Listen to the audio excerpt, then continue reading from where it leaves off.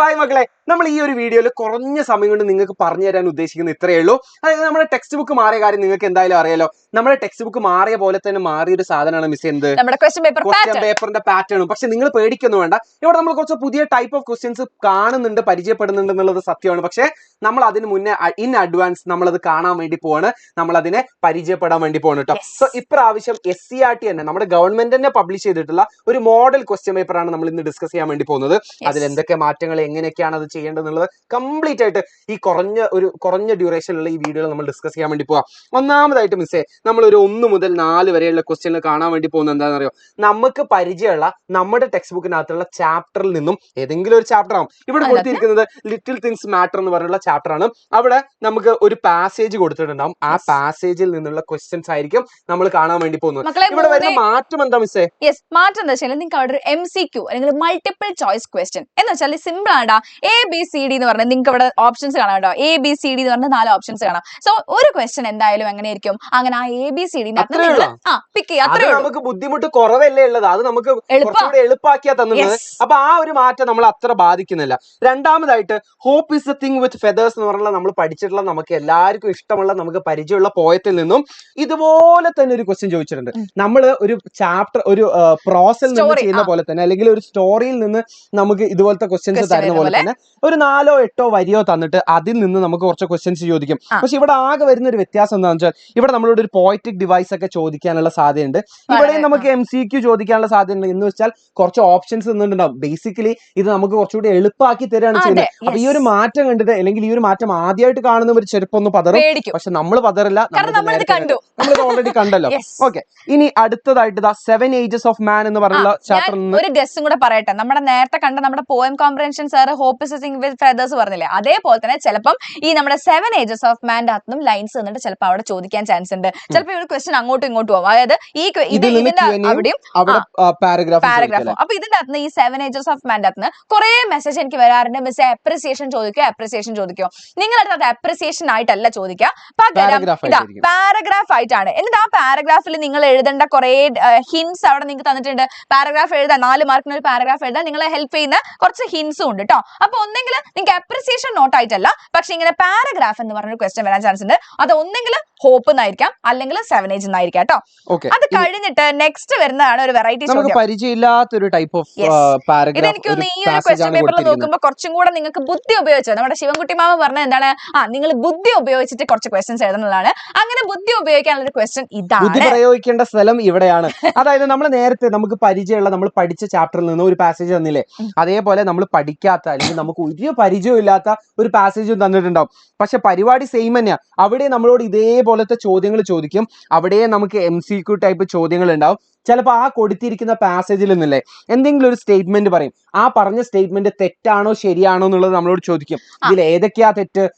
ചിലപ്പോൾ അതിൽ 1 മാത്രമായിരിക്കില്ല തെറ്റ്, ചിലപ്പോൾ 1ഉം 2ഉം ചിലപ്പോൾ തെറ്റായിരിക്കാം, ചിലപ്പോൾ 2ലധികം തെറ്റായിട്ട് വരാം. അപ്പൊ ആ ഓപ്ഷൻസ് ആണ് നമ്മൾ പിക്ക് ചെയ്യേണ്ടത് കേട്ടോ. ഏത് സ്റ്റേറ്റ്മെന്റ് ആണ് തെറ്റ് എന്നുള്ളത് താഴെ ഇവിടെ ഓപ്ഷൻ ആയിട്ട് കൊടുത്തിട്ടുണ്ട്. അതാണ് നമ്മൾ പിക്ക് ചെയ്യേണ്ടത് എന്നുള്ളത് ശ്രദ്ധിക്കട്ടോ. പിന്നെ അത് ചിലർക്ക് മാറിപ്പോട്ടോ മക്കളെ. ഈ മേലെയുള്ള ABCD അല്ല ഇങ്ങനത്തെ ക്വസ്റ്റ്യൻ ആൻസർ ആയിട്ട് വരിക.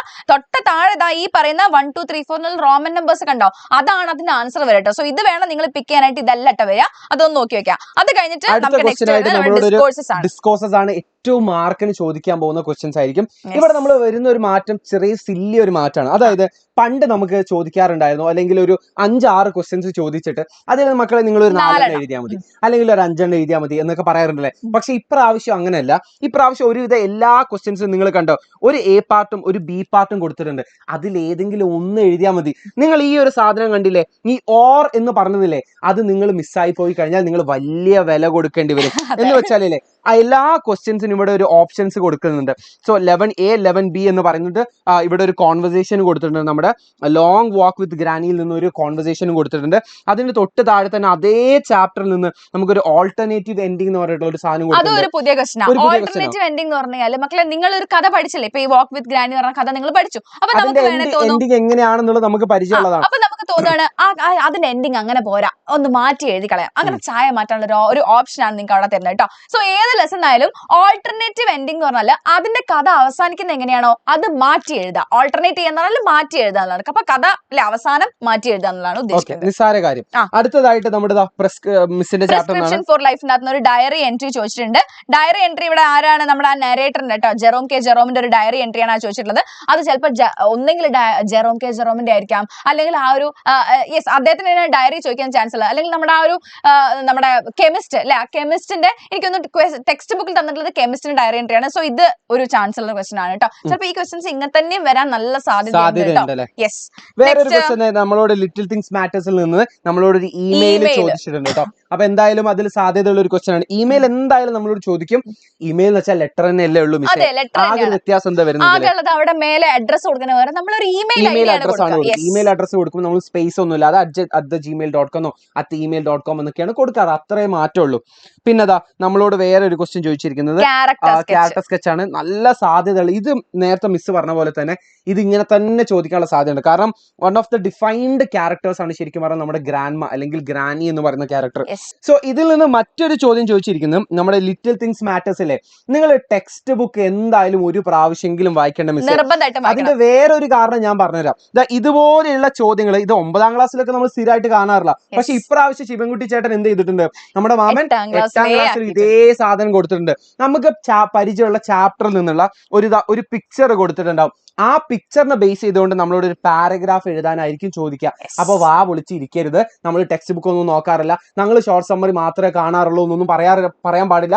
ഒരു പ്രാവശ്യമെങ്കിലും നിങ്ങൾ ടെക്സ്റ്റ് ബുക്ക് ഒന്ന് വായിച്ചു നോക്കുക. ടെക്സ്റ്റ് ബുക്കിലുള്ള ചിത്രങ്ങൾ പ്രത്യേകം നോക്കുക. അതാണ് ഏത് ലെസന്റെ അകത്തുള്ള പിക്ചേഴ്സ്. അപ്പൊ നിങ്ങൾ നമുക്ക് എന്താ, നമ്മൾ പൊതുവെ ടെക്സ്റ്റ് വായിക്കുമ്പോൾ അല്ലെ അത് മാത്രം വായിക്കാതെ ആ പിക്ചേഴ്സ് കൂടെ നോക്കി വെക്കുക. കാരണം ഏത് പിക്ചറിനകത്തും ചിലപ്പോൾ ക്വസ്റ്റ്യൻ വരാൻ ചാൻസ് ഉണ്ട് കേട്ടോ. ഓക്കെ, അടുത്തതായിട്ട് നമ്മളൊരു പ്രൊഫൈലാണ് കാണാൻ വേണ്ടി പോകുന്നത്. പ്രൊഫൈൽ ആരുടെ ചോദിക്കുന്നുള്ളത് നമുക്ക് നമ്മുടെ ബാധകേ അല്ലത്. ഞാനൊരു ഗസ് പറയട്ടെ, വില്യം ഷേക്സ്പിയറിന്റെ ഒരു പ്രൊഫൈൽ ചോദിക്കാൻ നല്ല ചാൻസ് ഉണ്ട്.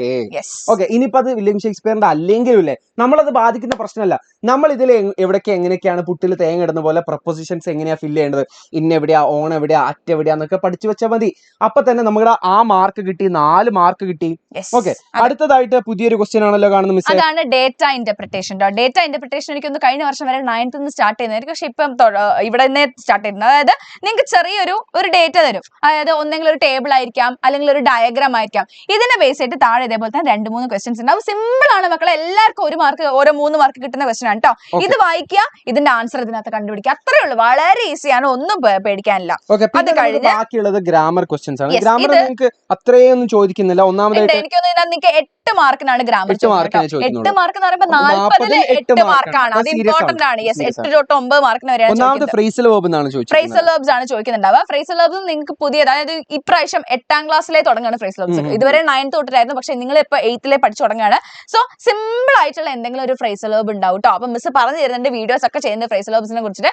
ഫ്രേസൽ വെർബ്സ് നിങ്ങൾ നോക്കി വെച്ച് കഴിഞ്ഞാൽ, കുറച്ചെണ്ണം പഠിച്ചു വെച്ചാൽ അതിന്റെ 3 മാർക്ക്. പിന്നെ 2 മാർക്ക് നമ്മളോട് ചോദിക്കാൻ പോകുന്ന മറ്റൊരു ക്വസ്റ്റ്യൻ ആയിരിക്കും എഡിറ്റ് ദ പാസേജ്. അതായത് നമുക്കൊരു പാരഗ്രാഫ് തന്നിട്ടുണ്ടാവും, അതിൽ കുഞ്ഞു കുഞ്ഞു മിസ്റ്റേക്കുകൾ ഉണ്ടാവും. മിസ്റ്റേക്കുകൾ നമ്മൾ തപ്പി പോകുന്നു വേണ്ട, ഇവിടെ കൊടുത്തിട്ടുണ്ട്, ഇവിടെ ഹൈലൈറ്റ് ചെയ്ത് കൊടുത്തിട്ടുണ്ട്.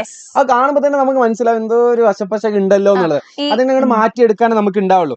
പിന്നെ 3 മാർക്ക് നമ്മളോട് പിന്നീട് ചോദിക്കാൻ പോകുന്ന ഒരു ക്വസ്റ്റ്യൻ ആയിരിക്കും ഡയലോഗ് കംപ്ലീഷൻ. അതായിരിക്കും നമ്മുടെ അവസാനത്തെ ചോദ്യം എന്ന് പറയുന്നത്. അതിൽ നമുക്ക് 1-2 ക്വസ്റ്റ്യൻസ് കൊടുക്കാനുണ്ടാവും. ആക്ച്വലി ഇവിടെ ഒരു ലോങ് ഡാഷും ഒരു ക്വസ്റ്റ്യൻ മാർക്ക് നിങ്ങൾ കണ്ടില്ലേ, അവിടെ ഒരു ക്വസ്റ്റ്യൻ ഫില്ല് ചെയ്യാനും മിസ്സേ. അത് നമ്മൾ പഠിച്ചതുമാണ്. നമ്മൾ യെസ് ഓർ നോ ക്വസ്റ്റ്യൻസും നമ്മൾ WH ക്വസ്റ്റ്യൻസ് ഒക്കെ നമ്മൾ പഠിച്ചിട്ടുള്ളതാണ്. പിന്നെ ഇഫ് വെച്ചിട്ട് വേറൊരു സാധനം കൊടുത്തിട്ടുണ്ട്. അതെന്താ? ഇഫ് ക്ലോസ് ആണ്. ഇഫ് ക്ലോസ് നമ്മൾ പഠിച്ചിട്ടുള്ളതാണ്. പിന്നെ യു ഹാഡ് ബെറ്ററിന്റെ ഒരു ക്വസ്റ്റ്യൻ ഉണ്ട്. നിനക്ക് ഇങ്ങനെ ചെയ്യുന്നതായിരിക്കും നല്ലത്, അങ്ങനെ ചെയ്യുന്നതായിരിക്കും നല്ലത് എന്ന് പറഞ്ഞിട്ട് ഹാഡ് ബെറ്റർ വെച്ചിട്ടും ഒരു ക്വസ്റ്റ്യൻ കൊടുത്തിട്ടുണ്ട് കേട്ടോ. മക്കളെ വേറെ കാര്യം കേട്ടോ, നിങ്ങൾ ഇത് ഈ ക്ലാസ്സിലെ നന്നായിട്ട് പഠിച്ചു പോവാണെങ്കിൽ 9th-ലും 10th-ലും ഒക്കെ ഈ പറഞ്ഞ ഇഫ് ക്ലോസും ഹാഡ് ബെറ്ററും ഇതൊരു തലവേദന ആകരുത്. കാരണം നമ്മൾ 10ാം ക്ലാസ് കഴിഞ്ഞാൽ +1-ലും +2-ലും ഉണ്ട്. അപ്പൊ ഇത് ഇവിടെ കൂടെ തീരാൻ വേണ്ടി പോകുന്നില്ല. അപ്പൊ ഇതിങ്ങനെ ഒരു തലവേദന ആക്കാതെ ഇപ്പോഴേ നിങ്ങൾ അതങ്ങോട്ട് പഠിച്ചു പോയി കഴിഞ്ഞാലേ പിന്നെ നമുക്ക് ഗ്രാമർ കാണുമ്പോൾ ഒരു സന്തോഷം വരും. ഇതെനിക്ക് പരിചയമാണല്ലോ എന്നുള്ളൊരു സന്തോഷം വരും. അപ്പൊ സന്തോഷിക്കാൻ വരട്ടെ എന്നുള്ളത് ഞാൻ ആത്മാർത്ഥമായി പ്രാർത്ഥിക്കുന്നു. പ്രാർത്ഥന കൊണ്ട് മാത്രം കാര്യമില്ല, പണിയെടുക്കണം. അതെ, നിങ്ങൾ പഠിക്കണം. അതായത് ലൈവുകൾ മക്കളെ, ഇതെല്ലാം നമ്മൾ നമ്മുടെ ലൈവിൽ ഡിസ്കസ് ചെയ്യുന്നത്, ഡീറ്റെയിൽ ആയിട്ട് ലൈവിൽ ഡിസ്കസ് ചെയ്യുന്നതാണ്. അപ്പൊ മിസ്സേ കുറെ പേർക്ക് ഒരു സംശയം ഉണ്ടാവും. അതായത് ഇതിന്റെ ഉത്തരങ്ങളൊക്കെ ഇവിടെ ഈ ഇഫ്ക്ലോസും ഹാഡ് ബട്ടർ ഒക്കെ വരുന്നുണ്ടെന്നല്ലാതെ ഇതിന്റെ ഉത്തരങ്ങൾ എവിടെയെന്നുള്ളത് ചോദിക്കും. ഇതിന്റെ ഉത്തരങ്ങൾ മക്കളെ നിങ്ങൾ നമ്മുടെ കമന്റ് ബോക്സിൽ പിൻ ചെയ്ത് വെച്ച ഒരു ലിങ്ക് ഉണ്ടല്ലോ, നമ്മുടെ ഓണം സ്പെഷ്യൽ വാട്സ്ആപ്പ് കമ്മ്യൂണിറ്റിന്റെ ലിങ്ക് ആണ്. ആ ലിങ്കിൽ നിങ്ങൾ ഒന്ന് ടച്ച് ചെയ്താൽ നിങ്ങൾ നേരെ ആ ഒരു വാട്സ്ആപ്പ് കമ്മ്യൂണിറ്റിയിൽ ജോയിൻ ചെയ്യുകയാണ് ചെയ്യുക. അവിടെ നിങ്ങൾക്ക് ഇതിന്റെ ആൻസേഴ്സ് ഇതിന്റെ മാത്രം ഇനി നമ്മുടെ മാത്സ്, സോഷ്യൽ സയൻസ് ഇതിന്റെ ഒക്കെ തന്നെ ഇതേപോലത്തെ എന്ത് വേണം നമുക്ക് സമയം കളയാതെ ഒരുപാട് നോട്ട്സ് ഉണ്ട്, ഒരുപാട് കാര്യങ്ങളുണ്ട്. നിങ്ങൾക്ക് ഈ ഒരു ഓണം എക്സാമിന് ആവശ്യമായിട്ട് സകല കാര്യങ്ങളും അവിടെ ഉണ്ട്. അപ്പൊ പോയിട്ട് അതൊന്ന് ചെക്ക്ഔട്ട് ചെയ്യുക. ലിങ്ക് താഴെ കൊടുത്തിട്ടുണ്ട്. ബാക്കി നിങ്ങൾക്ക് ചെയ്യാനുള്ളതൊക്കെ നിങ്ങൾക്ക് ആ ഒരു അതിലേക്ക് കയറുമ്പോൾ തന്നെ മനസ്സിലാവും എന്തൊക്കെ അവിടെ കിട്ടും എന്നുള്ളത്. ഓക്കെ, അപ്പൊ നമ്മൾ ഇനി ഈ പറഞ്ഞ ചോദ്യങ്ങളുടെ ഒക്കെ ഉത്തരങ്ങൾ ഡിസ്കസ് ചെയ്യുന്നത് ഇനി വരാൻ പോകുന്ന ലൈവുകളിലായിരിക്കും. സോ ഉത്തരങ്ങൾ കിട്ടിയില്ല എന്ന് പറയരുത്. പക്ഷെ ഇപ്പൊ നമ്മൾ ഡിസ്കസ് ചെയ്ത ചോദ്യങ്ങളുടെ ഉത്തരങ്ങൾ കമന്റ് ബോക്സ് നമ്മുടെ കമ്മ്യൂണിറ്റിയിലേക്ക് അപ്ലോഡ് ചെയ്തിട്ടുണ്ട്.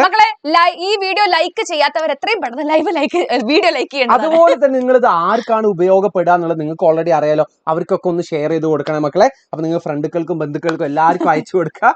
അപ്പൊ നമ്മൾ അടുത്ത ലൈവുകളിൽ ഈ ഒരു ക്വസ്റ്റ്യൻസിന്റെ അല്ലെങ്കിൽ ഇതിലധികം ക്വസ്റ്റ്യൻസിന്റെ ഡിസ്കഷൻസുമായിട്ട് വരുന്നതായിരിക്കും. ബൈ.